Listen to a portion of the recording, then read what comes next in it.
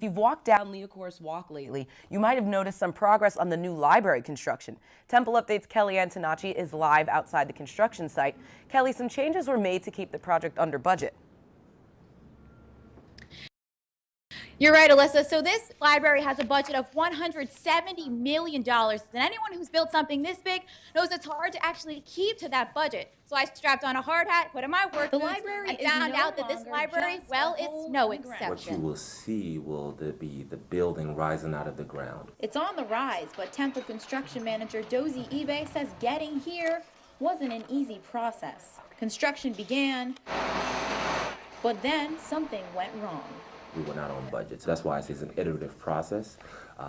You establish a budget, you design a building, you get out there, the market tells you what the market tells you. Then as an owner, as in a department, you have to then adjust accordingly. To adjust, they changed the library's structure from concrete to steel, saving the university $10 million.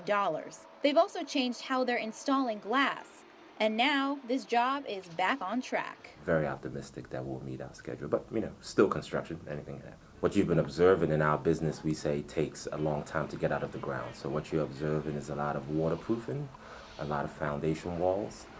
They say every great building starts with a strong foundation, but now that that's done, they're starting to work on the structure and even the book vault. And now it's only up from here. The really positive aspect about where we are now is we have now the contract on board to be able to work with us to determine the most effective, efficient way to put it on a building. Here's what the library will look like when everything's finished, but plans are constantly changing here on Leocourse Walk. You dig a hole, you don't know what you're going to find.